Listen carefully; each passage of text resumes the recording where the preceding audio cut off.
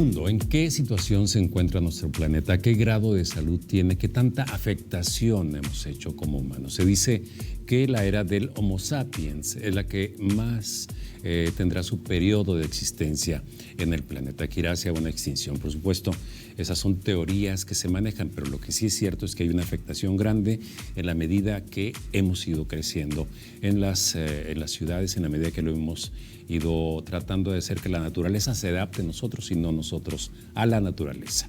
La nocturna.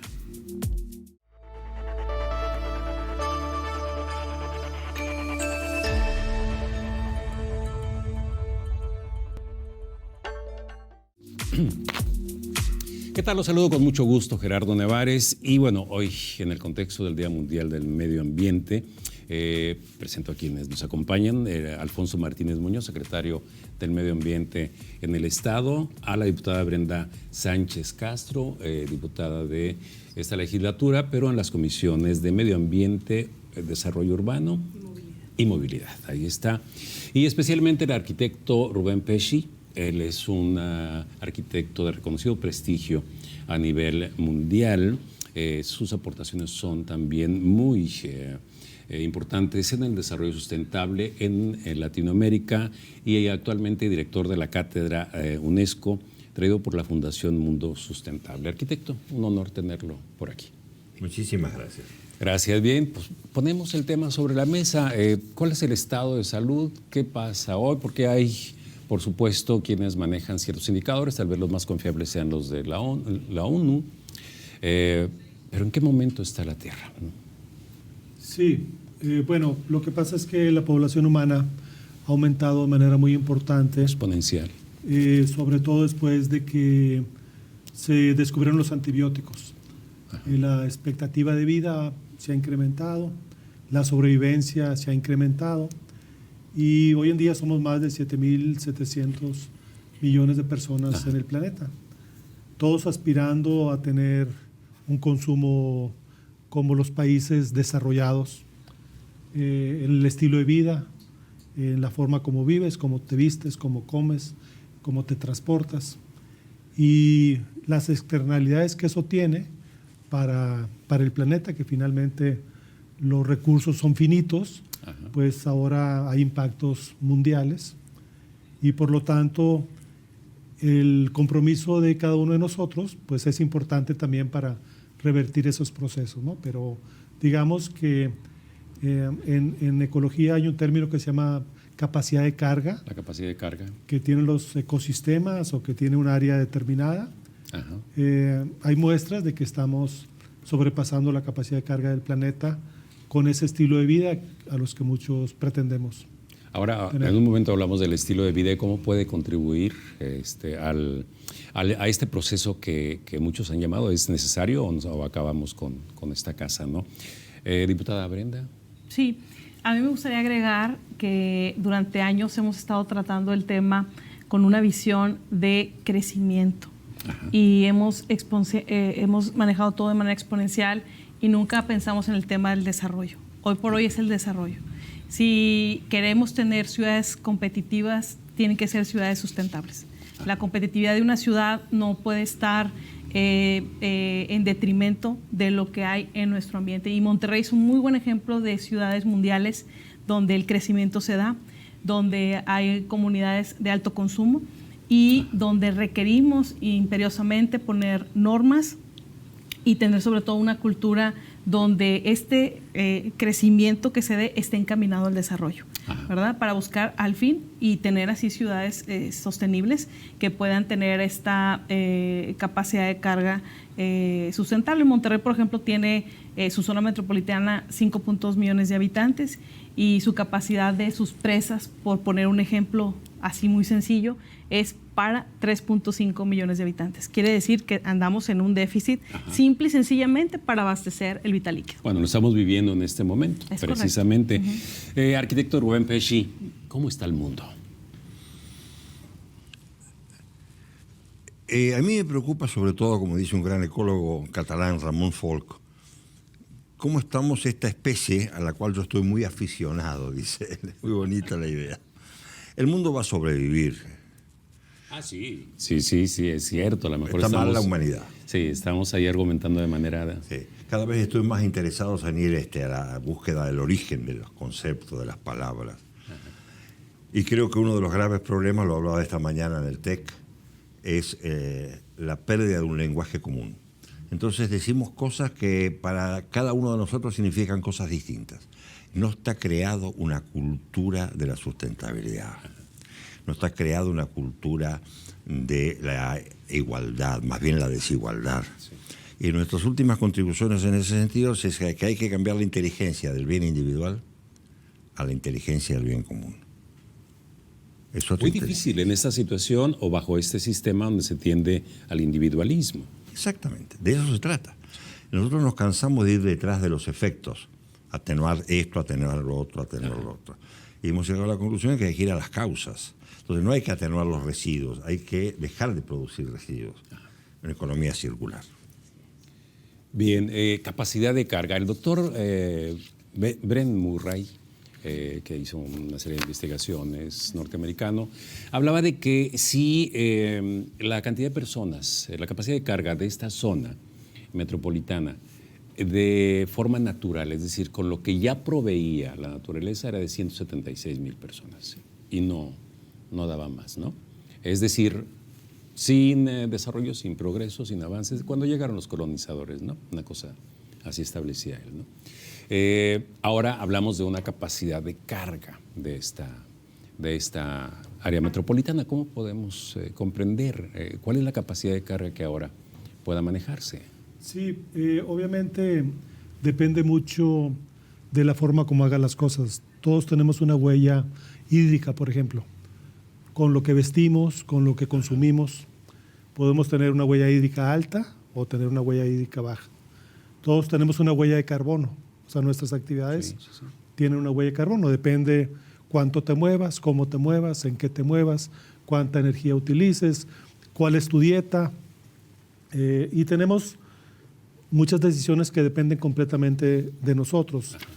Caemos siempre en el error de tratar de cambiar lo que está afuera.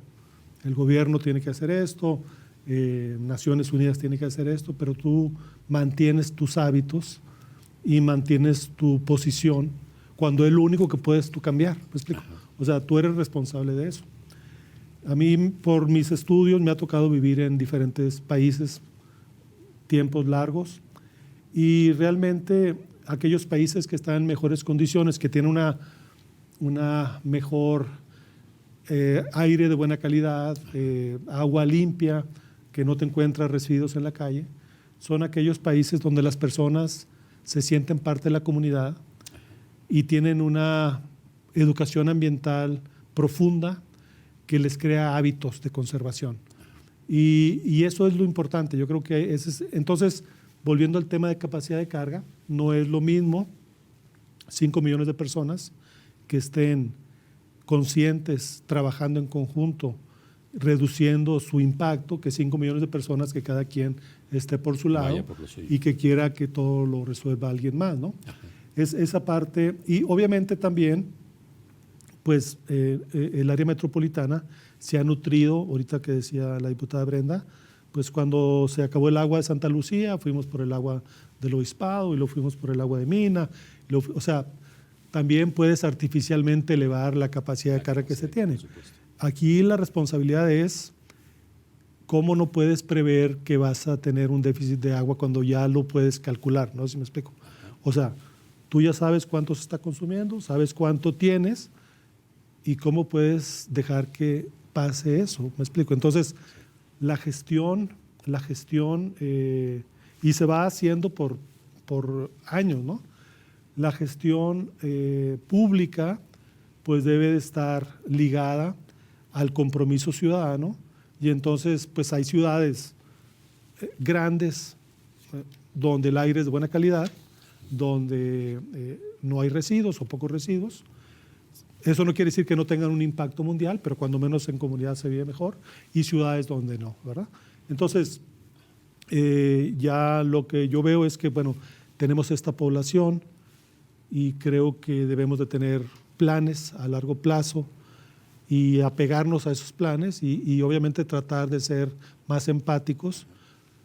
Si eres industrial, si eres transportista, si eres ciudadano, si consumes poco o consumes mucho, todos debemos de colaborar porque finalmente son recursos que nos pertenecen a todos y que nos hacen falta a todos. Bueno, hablando ya que lo puso sobre la mesa de las responsabilidades, estamos hablando de las personas y nuestro estilo de vida, estamos hablando de los niveles de gobierno que deban regular o tomar decisiones o aplicar normativas, y estamos hablando de pues la industria o de la iniciativa privada, ¿no? Que deba también pues, reconvertir, transformarse y demás, ¿no? ¿Cuál es el papel que corresponde o cómo vemos ese panorama en tomar las responsabilidades? Porque leyes yo creo que son mejorables, pero no nos faltan. Lo que nos falta es que se cumplan, pero ahí está, ¿no?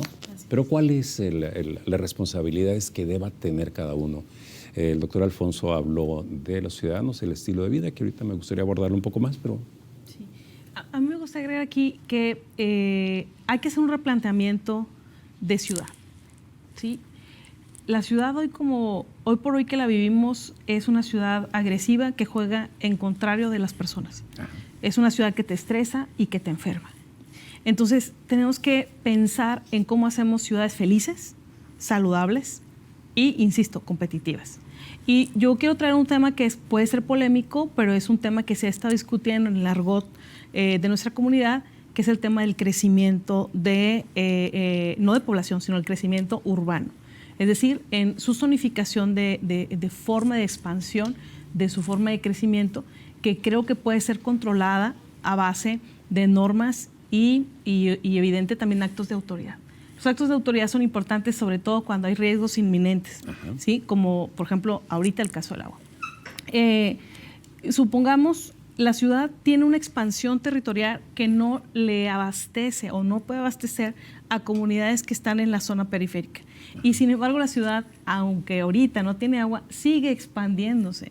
Entonces este es un buen momento para replantearse su crecimiento. Nosotros hemos planteado de manera muy responsable el hecho de solicitar a la autoridad de gobierno que limite, por ejemplo, su crecimiento en cuanto a la emisión y otorgamiento de permisos en materia de factibilidad de agua, ¿sí? Porque el agua creo que es el que va a ser el elemento vital para poner orden en la periferia. O sea, creo que ese puede ser un inicio. Esto es muy debatible porque inmediatamente empieza el discurso, ¿no? del desarrollo no puede detenerse, y no, nadie quiere detenerlo, pero sí tenemos que pensar en los terrenos en desuso que hay en nuestra centro de la ciudad o zona periférica que no está en las orillas, por así decirlo. Yo siempre me pongo y les comento a mis alumnos este ejemplo de que en algún momento en el centro de Monterrey, nuestros antepasados pensaron que lo más lejos que iba a ser aquí en Cervecería, ¿no? Porque están las vías del tren. Y además la punta de la loma era como decir, sí. llegar no, hasta... allá es el límite, ¿verdad? Pero no, ahorita estamos prácticamente llegando a Icamole, ¿verdad? Ya como un punto de partida, Icamole, Ciénega de Flores, Pesquería, y son municipios que no tienen servicios, que no van a tener servicios, que no tienen transporte, entonces eso hace una ciudad agresiva. Este es un muy buen momento, este Día Mundial del Medio Ambiente, para replantearnos que necesitamos ciudades felices, ciudades que jueguen en favor de las personas y, bueno, transformarlo de una o de otra manera, pero hay que poner esos temas complicados en la mesa y empezar a discutirlos. Bien, vamos a hacer una pausa, pero aprovechando del desarrollo urbano, aprovechando al arquitecto Rubén Pesci, sobre su experiencia, con su experiencia, que nos platique sobre esta situación, crecimiento hacia la periferia, crecimiento vertical, en qué estamos y cuál es la mejor o cuáles son las mejores prácticas en urbanismo. Hacemos una pausa, estamos en la nocturna, regresamos.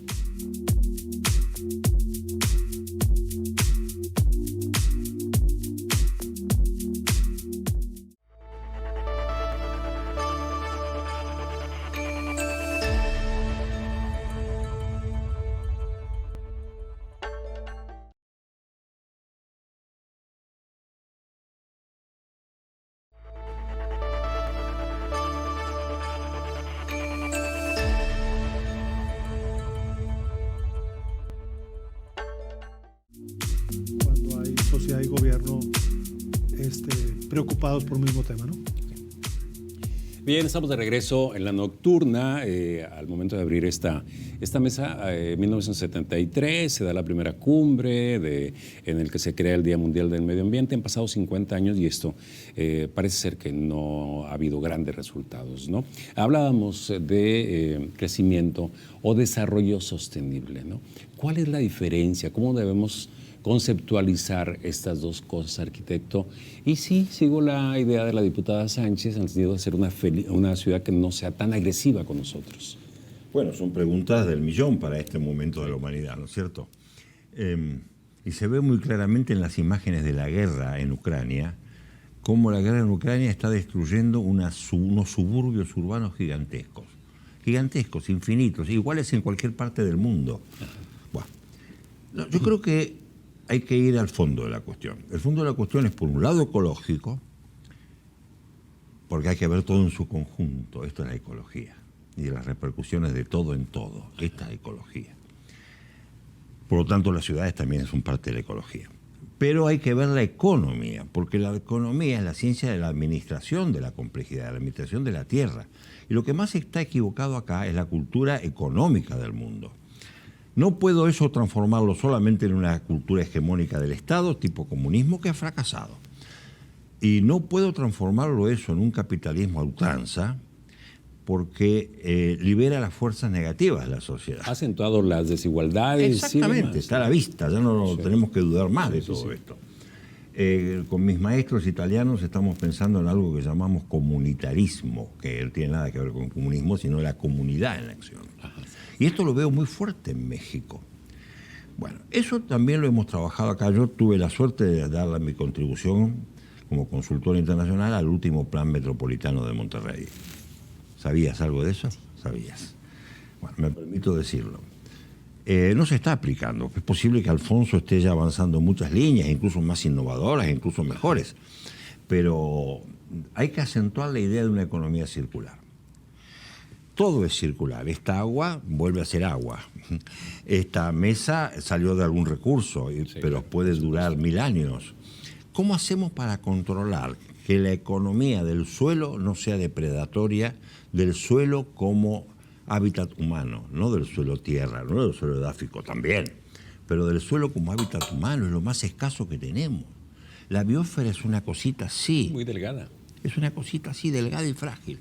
Entonces tenemos que pasar a una economía donde la ciudad, como están diciendo las Naciones Unidas, para ser sustentable, que no tiene nada que ver con sostenible, y si usted quiere lo discutimos. No, adelante. Es un error garrafal del castellano. Y México, desde lo conozco como científico, México un año habla de sostenible, otro año de sustentable, y no sé, según el secretario de Estado que se tenga. Para que sea sustentable, es decir, que no tengamos que sostenerlo, hay que crear unas bases sólidas. ¿Cuáles son esas bases sólidas? Para mí la única es la conciencia social. En utilizar una economía circular, una economía que devuelva a la tierra lo que le sacamos. Y esto repercute en todos los aspectos. Y hacen a la cultura, hasta la economía del entierro. Hasta la economía del entierro. Y por supuesto de las habitaciones. Los antiguos hasta hace 50 años atrás, 100 años atrás, en el maravilloso y mágico centro histórico de Querétaro, hacían edificios grandes, edificios donde vivían muchas familias, hacían colonias. Y hoy estamos haciendo residencias separadas, cada uno con su alberca, donde no hay agua. El agua ha creado un desastre en la meritoria Barcelona, donde aparte de hacer cosas muy buenas, cada barcelonés quiere tener su casa con piscina. Y no hay más agua en la ciudad de Barcelona.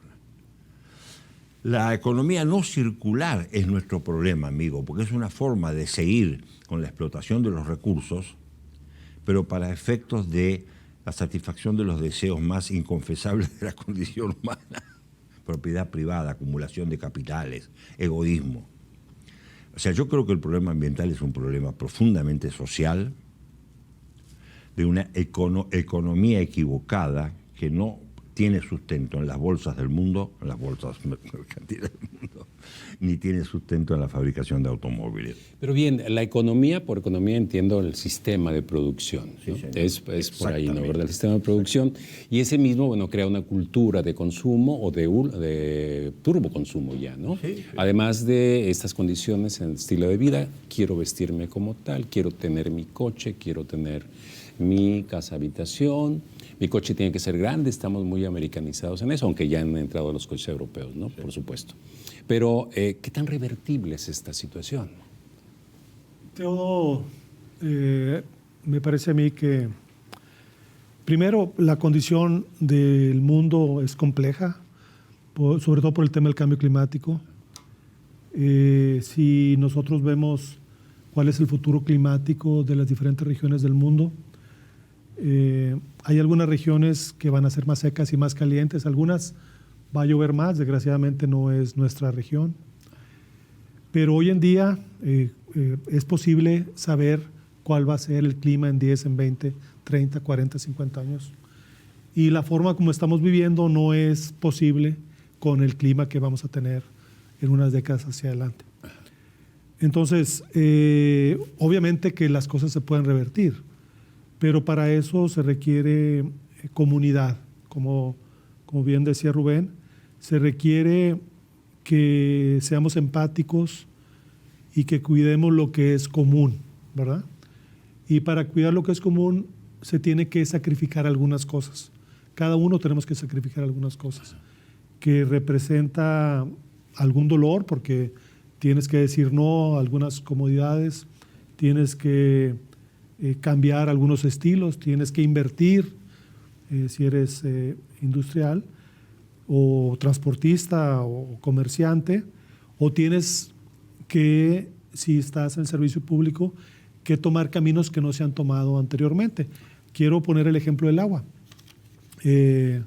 Mis abuelos son bueno, ya fallecieron, pero eran de una comunidad cercana a Monterrey. Cuando yo era niño no tenían agua entubada. Sí. Y captaban agua de lluvia y había agua de pozo y producían sus alimentos.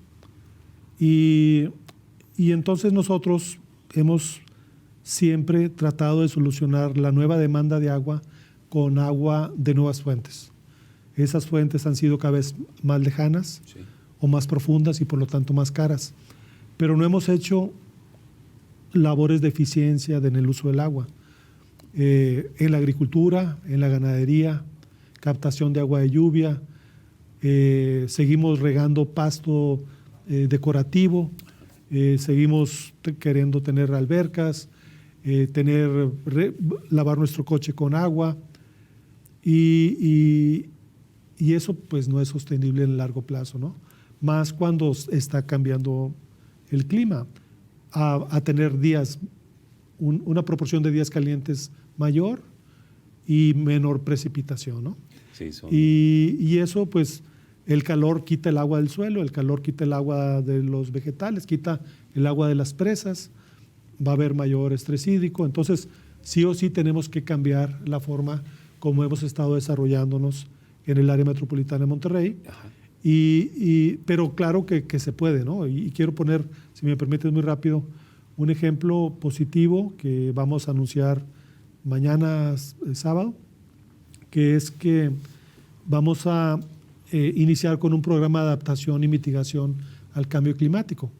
Muy interesante porque la sociedad civil desde hace años quiere acciones en contra del cambio climático, es decir, reducir las emisiones, sí, de lo que provoca el cambio climático y que nos adaptemos. Nosotros entrando, pues tú sabes, fuimos a Glasgow, se comprometió 14 municipios y el Estado a hacer carbono neutral en 2050 y a raíz de eso recibimos un apoyo de la comunidad internacional, de Inglaterra en este caso, y entonces hablamos con el sector productivo, con el sector agrícola, con el sector pecuario y estamos todos en la misma dinámica de que tenemos que tener un plan de adaptación y un plan de mitigación del cambio climático. O sea, cuando hay un vínculo sincero entre la sociedad y el gobierno para resolver un problema, claro que se pueden resolver, ¿no? Pero cuando cada quien anda por su lado, pues no se puede, ¿no? Hacia allá iba mi pregunta, tomando un poco, secretario, lo que decías hace un momento, ¿no? De el cambio de estilos de vida o de los privilegios que nos estamos dando en este momento, porque si son privilegios a costa de nosotros mismos, porque el planeta iba a seguir, ¿no? Nosotros somos los que a lo mejor no la vamos a pasar tan bien, y las especies. Pero, ¿cuáles son las plataformas que se pueden crear para sensibilización de la comunidad? Y si son ejercicios de poder, si son plataformas de sensibilización, si habrá que negociar con las grandes industrias, si se podrá hacer esto o no. ¿Les parece que lo dejemos en la mesa y regresamos ahora? Claro. ¿Sí? Hacemos una pausa, regresamos. Estamos en La Nocturna.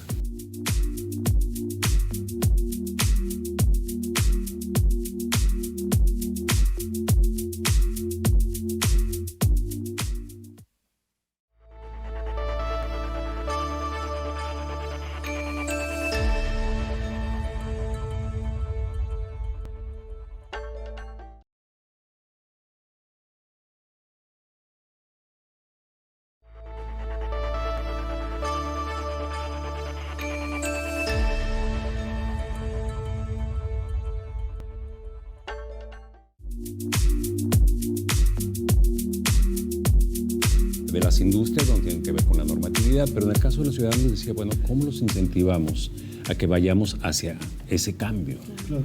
Bueno, mi opinión, a partir de un trabajo de muchos años con muchas comunidades de todos los países de América Latina, es que hay que transformar al ciudadano en proyectista, en autor. Ajá. No solo empujar, no solo generar más cortes de rutas, cierre de ciudades. En mi país están de moda totalmente, sino en coautores de proyectos conjuntos. Hay que generar no una mayor responsabilidad, sino una mayor creatividad. Hay que comprometer a la sociedad, hay que enseñar a que todos sean autores de los cambios. Si no, es insuficiente, por lo menos en los países que más conozco, Claro. incluso México. Me he encontrado siempre con que la idea del reclame a los gobiernos es la solución. No la es. Me he encontrado siempre con las mejores voluntades de algunos gobiernos, no de todos, que después se corta en cuanto hay un cambio de gobierno. Ajá. Y lo que sí me encuentro en México en particular es una energía social fantástica para ser parte de la solución. ¿La considera así, arquitecto? México en ¿Sí? particular. Y en particular lo encuentro esto en las comunidades más cercanas a las culturas ancestrales. Bien. Acabo de venir sí. de Tlaxcala y de ver esto muy profundamente. De pronto banalizamos algunas prácticas indígenas que se hacen aquí en la ciudad, las vemos, se folcloriza, pero bueno, tienen su esencia en tradiciones arraigadas al respeto de la naturaleza o a su pertenencia a la tierra, ¿no? ¿Cómo estamos de normatividad en reglamentos en México? ¿Cómo estamos aquí en Nuevo León? Hay una ley de desarrollo urbano, por supuesto, pero México, si partimos de nuestro país. Se requiere una reestructura completa. Completa. Sí. Hay una centralización de la toma de decisiones muy importante, que no puedes arreglar los problemas desde la Ciudad de México o desde Washington o desde cualquier capital cuando los problemas son locales, ¿verdad? Por supuesto. Esas estructuras fueron creadas en momentos muy distintos a los que estamos viviendo ahora. Ahora se requiere agilidad, toma de decisiones rápida, consensos locales, inversiones locales. Y esa estructura que depende mucho de decisiones que normalmente no tienen ni la capacidad de personal ni de presupuesto como para atender las responsabilidades que tienen, pues obviamente provocan, digamos que muchos obstáculos para la solución de los problemas. Ajá. Aunado a eso, pues se requieren leyes nacionales que no tenemos. Por ejemplo, muchos países tienen leyes de reducción de emisiones contaminantes, ¿no? Ajá. Y establecen metas nacionales de reducción y van cambiando combustibles y van cambiando crecimientos urbanos, etcétera, etcétera, etcétera, vehículos, industria. Aquí no las tenemos, ¿no? Y así en muchos de los casos. Entonces sí se requiere una reestructura completa de la gobernanza ambiental. Hay una falta de política, hay tareas legislativas que hacer en ese sentido. Sí, muchísimas, a nivel nacional muchísimas y local también. ¿Y los intereses privados? Los intereses privados normalmente no se abordan con una lógica de buscar soluciones conjuntas, no sé si me explico, o sea, Ajá.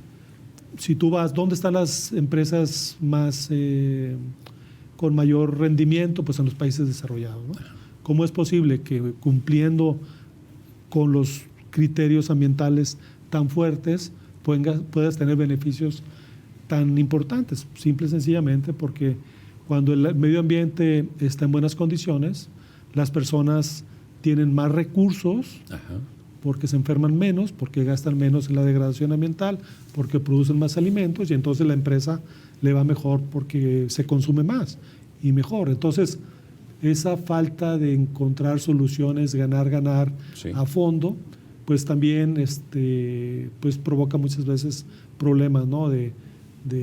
O sea, puro garrote, pero garrote a medias. Ajá. Y nada de zanahoria, y entonces ya no sabes si es zanahoria o es garrote y se queda a medias las cosas. O sea, no. Al momento de la aplicación de la autoridad. Exacto, sí. Sí, o sea, primero la política pública bien estructurada, sí, bien fundamentada, que esa política pública tenga realmente el Ejecutivo la capacidad de implementarla, presupuesto, personal, capacidad, y luego el seguimiento, ¿verdad? Sí. ¿Y Nuevo León en materia legislativa ambiental?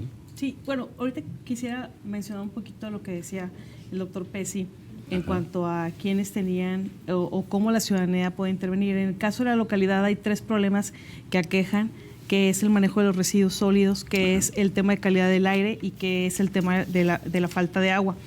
Yo creo que una de las soluciones a nivel global se dan desde lo local. Es decir, los gobiernos municipales juegan un papel muy importante en la toma de decisiones cotidianas y no quise pasarlo por alto decirlo porque sí creo que es muy importante que cada vez le demos el papel a la autoridad más cercana a la población, que es el ayuntamiento, esa responsabilidad que tiene de ese acervo cotidiano que tiene para formar ciudadanos. Entonces, desde ahí podemos hacer muchísimas cosas.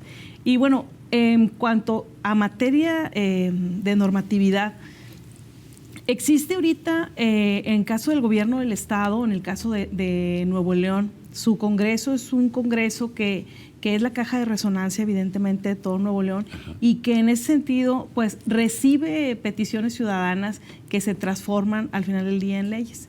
Sin embargo, nos hemos topado en las últimas leyes que se han aprobado que se quiere traer como referencia normas de carácter nacional que son completamente ajenas a la realidad local y eso nos crea un gran conflicto. Hace poco se trajo una ley a colación en el Congreso para decir que los automóviles cumplan con las energías limpias establecidas en las normas oficiales mexicanas.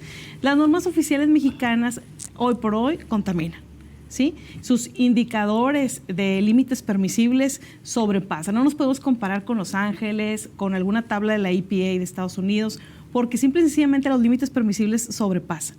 Entonces, no es una buena referencia. Nosotros desde lo local, con la autodeterminación que tenemos, con la capacidad deliberativa que se tiene en el Congreso, tenemos que generar nuestros propios indicadores y de esa manera actualizar. La ley, desafortunadamente, se tiene en ocasiones como letra muerta, pero Ajá. creo que el ciudadano y toda la comunidad debemos de comprender que las leyes son un órgano que está constantemente en evolución Ajá. y que no puede estar mucho tiempo sin moverse, sin transformarse, ¿verdad? Entonces, creo que las normas nacionales sí son un marco de referencia, pero están por muy lejos a lo que es lo idóneo para nuestra comunidad. Y aunque tenemos ley de vida silvestre, ley de asentamientos humanos y ordenamiento territorial, la ley general de equilibrio ecológico, todos estos instrumentos que son vinculantes a las leyes locales, en el momento de traducirlas a una realidad, en ocasiones no pueden ser aterrizadas, ¿sí? Por los gobiernos locales, en este caso por el Estado o por el municipio, porque o se comprometen a cosas que están inalcanzables o porque simple y sencillamente no se les entiende. No corresponden al entorno. No corresponden al entorno. Sí, no, de hecho se maneja que este noreste en algún momento era otra república, ¿no? Otro México, otro México muy diferente. Arquitecto, en su experiencia, ¿cuáles son algunos modelos que pudiéramos mencionar de ley efectividad en el desarrollo sustentable de las grandes ciudades? Sí, pero son leyes fundamentales, son tipo de leyes constitucionales. Sí. Por ejemplo, el derecho humano. Por ejemplo, afrontar los problemas de la dignidad, problemas fundamentales. Y redondeo esto diciendo lo siguiente. Para mí el gran defecto de las políticas ambientales, que también hay que tener cuidado si hablamos de medio ambiente o de ambiente, ¿no?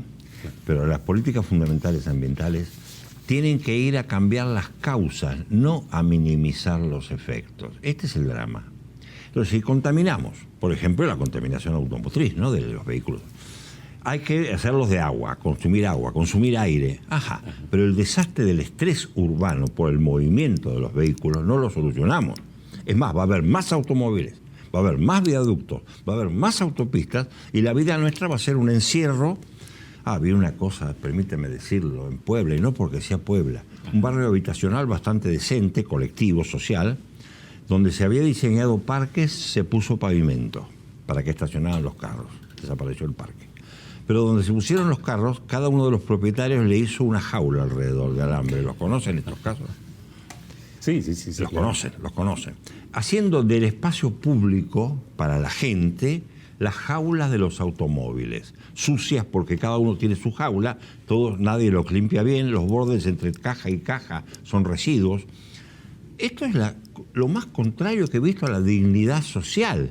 Entonces lo que hay que hacer es revisar las causas de los fenómenos. ¿Por qué la gente migra a las ciudades? ¿Por qué se abandona los campos? ¿Por qué crece la necesidad del transporte? ¿Por qué la logística es la principal industria de nuestros países? Perdón, de Estados Unidos también. La logística, los transportes. ¿Por qué? Si antes, como decía muy bien Alfonso, él vivía con sus abuelos, no sé qué, era una chácara autosuficiente. ¿Por qué? Esto es puro egoísmo y pura ignorancia, acá y en el mundo, ¿no? Lo inventaron los ingleses lo inventaron claramente los ingleses. ¿La revolución industrial? La revolución industrial. Sí. Entonces, esta idea termoenergética de la vida, que depende de la energía, del consumo, de la potencia, es exactamente la contraria a una idea de una vida endógena, social, barrial, comunitaria. Claro. Si el mejor ejemplo es esta zona metropolitana. Somos 7 millones, casi 7 millones aquí en el estado. Sí, en el estado sí. En el estado. 6 puntos. Sí, y 5 millones aproximadamente concentrados en la zona metropolitana, ¿no? Pero ¿qué estamos construyendo? Es decir, ¿qué están haciendo, no los arquitectos, ¿no? El sistema arquitectónico en la construcción de ciudades, creando espacios? No son los arquitectos quienes tienen que hablar de eso. No son. No son los arquitectos, porque saben mucho más de eso los ecólogos, no naturalistas, los ecólogos que entienden las relaciones entre los fenómenos. No cómo hacer un edificio, cómo hacer la ciudad. Hay que crecer ciudad, no hay que crecer barrios sociales. Ajá. Esto es completamente distinto. A ver, hablamos de que arquitecto de la periferia, de los desarrollos periféricos. Las periferias hay que anularlas rápidamente se está haciendo. Hay países que ya esto lo tienen muy claro. Y sustituirlas por ciudades nuevas, por ciudades que tengan todo, la universidad, el otro TEC, la otra uni, no sé qué cosa. Ajá. Ciudades comunitariamente adheridas. Yo viví en el centro histórico de Querétaro hace 30 años. Era una maravilla del mundo. Debe haber sido, sí. Hoy estoy viviendo el área metropolitana de Querétaro, preocupante. Pues sí. Muy preocupante. Ahí tiene. Sí, y son ciudades que tienen una riqueza arquitectónica, histórica, patrimonial, que hacerlas, intervenirlas sería muy, muy complicado. No, claro. Bien, hacemos una pausa, ¿les parece? Habrá actividades en torno al Día Mundial del Medio Ambiente. El arquitecto ha estado dando una serie de conferencias sobre el desarrollo urbano en la era del COVID. Sí, eso es un gran tema. Bien, después del podríamos... COVID, el desarrollo urbano está en crisis, porque si la virtualidad sustituye a muchísimas de las funciones urbanas. Exactamente. Bien, vamos a hacer la pausa. Estamos en la nocturna hablando del Día Mundial del Medio Ambiente. Regresamos.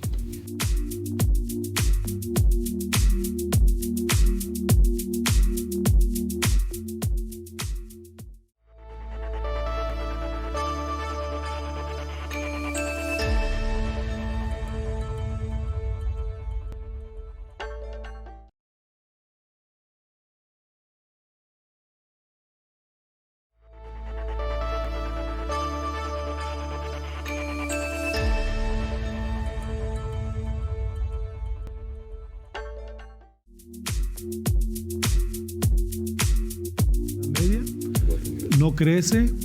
¿Por qué no crece? Porque no dan permisos. O sea, ¿sí me explico? O sea, punto. Exacto, ahí hasta claro. ahí está y bueno, Claro. o sea, entonces y la gente pues no tira basura, la gente respeta las señalamientos. Digo, claro que siempre hay un loquito ahí que se sale, ¿no? Pero total. fuimos a la Huasteca con el gobernador el sábado y es increíble la cantidad de basura que te encuentras ahí. O sea, ¿qué estaba pensando la gente de Monterrey que tomó la cerveza y la tiró y el PET? O sea, ¿cómo le haces para levantar toda esa basura? No puedes. Bueno, ¿y cómo le hacemos para cambiar la actitud? Sí, eso sí. Eso ahí es donde tenemos que trabajar, sí, exactamente. Bien. En el contexto del Día Mundial del Medio Ambiente, si pudiéramos de alguna manera, antes de ir a los eventos, cerrar con una proyección de qué estaría ocurriendo en el año, bueno, se marca el año 2050 o 2060, pero si ya estamos cercanos a un punto de no retorno en esto del calentamiento global, ¿no? Porque 1973, 2023, 50 años de celebración y ha ido creciendo la crisis, ¿no? Pero ¿cuál es la proyección que se pueda tener o que manejan a nivel internacional, que se está manejando? La producción de gases de efecto invernadero pues inicia en la revolución industrial. Sí. Los gases son muy persistentes, sobre todo el dióxido de carbono, y aunque paráramos ahorita toda la producción de dióxido de carbono, seguiría incrementándose la temperatura mundial y el clima cambiando. ¿Cuánto aceptaríamos o nos adaptaríamos que aumentara la temperatura? El Acuerdo de París es 1.5 grados centígrados para el año 2100. La realidad es que México ya ha pasado, bueno, está en 1.4 grados centígrados. Pasar 1.5 grados pareciera que es muy poco, porque aquí en Monterrey pues amaneces a 10 y en la tarde hace 40, entonces 1.5 pues no es nada. No, es 1.5 de las mediciones de la temperatura en todo el año, en todo el mundo. Y 1.5 grados significa cambios muy importantes, pero que son todavía manejables, ¿no? Como dice Rubén, la Tierra no se va a acabar, ni la especie humana se va a acabar. Simplemente los problemas sociales se van a agravar, ¿no? Van a incrementarse. Y el tema del suelo es muy importante también, que tocó Rubén, porque el suelo le da sustento a la vida, ¿verdad? Pero bueno, volviendo al tema del cambio climático, entonces tiene que haber planes, ¿verdad? Si no hay un plan, así como Monterrey no tuvo, bueno, tuvo planes, pero que no se han respetado. Sí. Si no hay planes y se respetan esos planes, que es lo que pide Naciones Unidas, entonces no vamos a llegar al 1.5, sino que nos vamos a ir a 3 grados o a, no sé, 3 grados o 2,5. 2,5 grados, 2 grados significa que ya no va a haber producción de alimentos en América Central, que ya no va a haber producción de alimentos en América del Sur.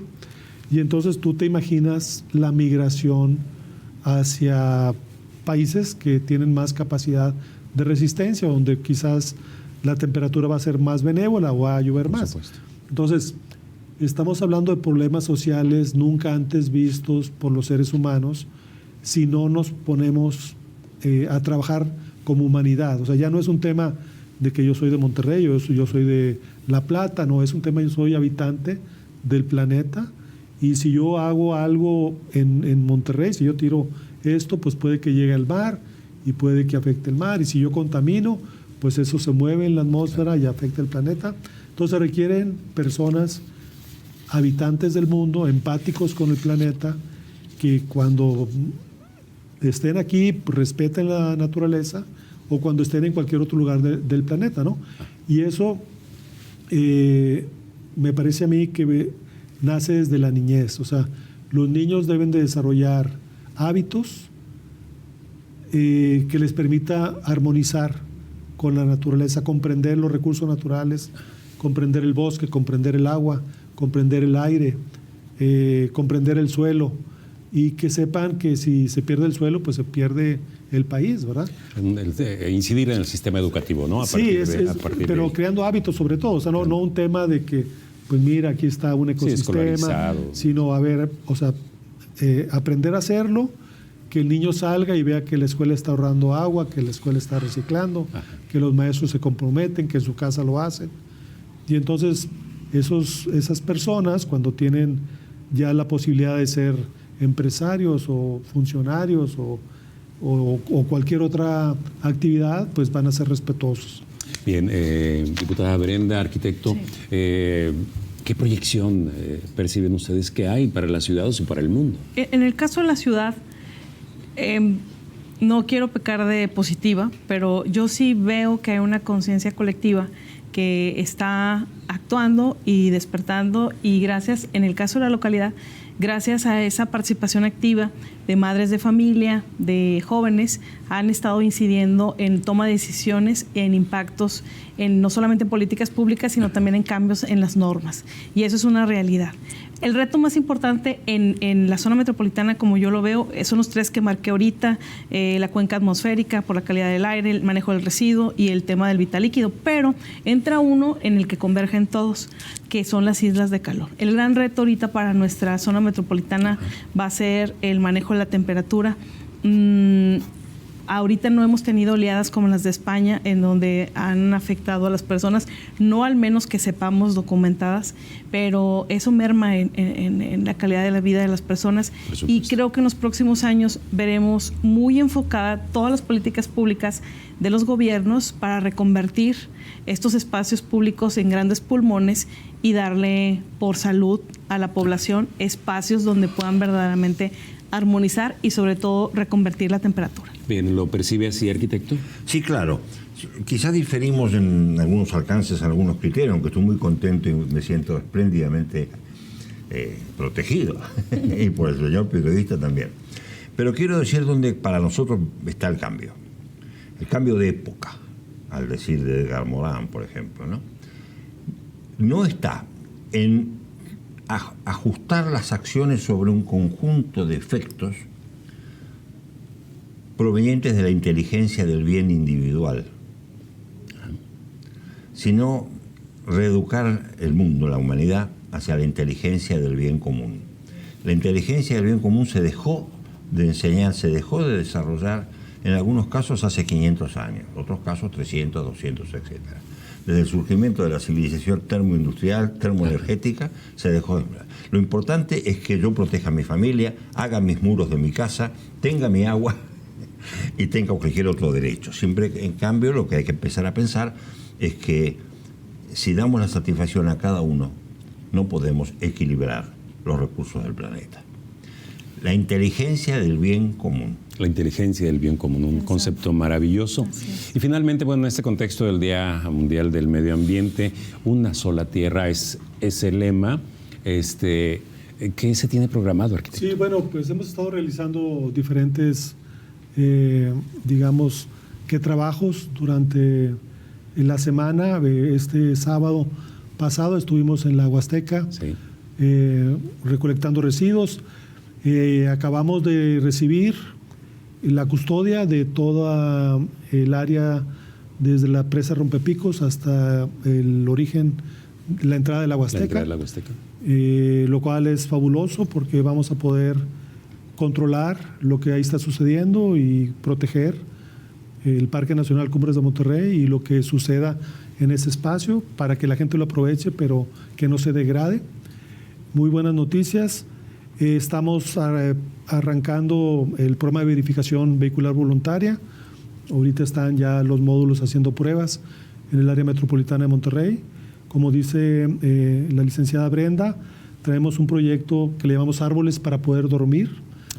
La incomodidad nocturna se está incrementando de manera muy importante y hay muchos lugares de Monterrey donde las personas regresan en la noche a su casa y no pueden descansar porque está muy caliente la casa. Por supuesto. Y entonces estamos llevando árboles. Es la primera vez que el Estado firma un convenio con todos los municipios y se están invirtiendo 70 millones de pesos del Estado para llevar árboles a las casas de las personas, para que dé sombra, para que baje la temperatura de los dormitorios, baje la temperatura de los barrios.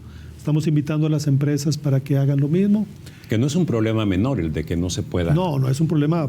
Digo, si tú ves los efectos del cambio climático, ahí dice el problema va a ser la incomodidad nocturna.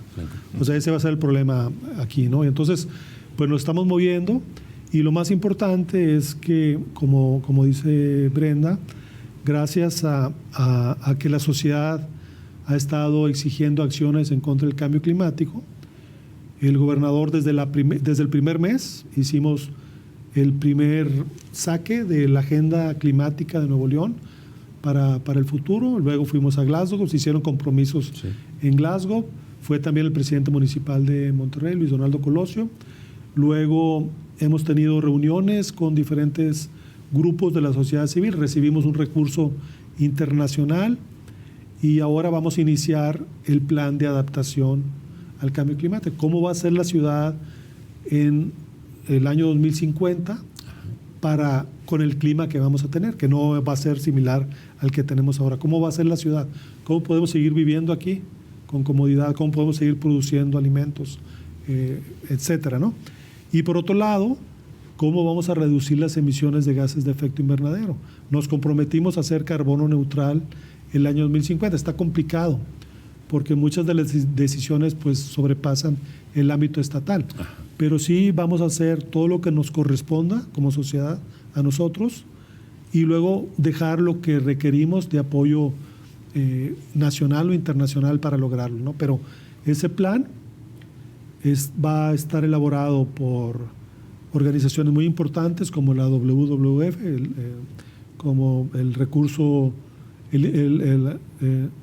Instituto Mundial de Recursos, el World Resources Institute, WWF, la Iniciativa Climática de México, el Tecnológico de Monterrey, y nosotros vamos a coordinar junto con el municipio de Monterrey y todos los demás en la mesa metropolitana, que por primera vez tenemos una mesa metropolitana. Entonces ahí va a haber un tema de agua, un tema de producción agrícola, producción pecuaria, de industria, de transporte, y vamos a poder diseñar la ciudad que queremos. Más bien, la ciudad que puede seguir manteniendo calidad de vida en el futuro climático que nos espera. Que sería 2050, es el año, digamos, que se tiene como Así meta. es. Muchísimas gracias, arquitecto. Se nos fue el tiempo, pero ahí estaba una serie de charlas. Usted nos platicaba brevemente sobre qué van estas charlas de... La inteligencia del bien común. Inteligencia del bien común. Que me parece un gran tema del futuro. ¿Para quiénes? Para todos. Todos. Desde la enseñanza primaria de los niños. Mejor dicho, primer punto, los niños antes de los 5 años saben mucho más que nosotros. Porque no han aprendido mucho. Porque no han aprendido el otro restante 5% que les educamos según Jean Piaget a partir de los 5 años. Ajá. Hay que volver a preguntarles a ellos cómo es la vida, cómo es el espacio, cómo son las necesidades. Bien, muchísimas gracias, secretario Alfonso Martínez Muñoz, gracias del Medio Ambiente, diputada Brenda Sánchez. Gracias, muchas gracias, arquitecto Rubén Pesci, muchísimas gracias que estuvo con nosotros en la nocturna. Esperamos haberle dejado un mensaje claro, un mensaje que pueda ayudarnos a pensar diferente, a tomar otra actitud ante esta planeta, que es un milagro que exista en todo este conjunto del universo, por lo menos el más cercano que tenemos. Bien, gracias que estuvo con nosotros.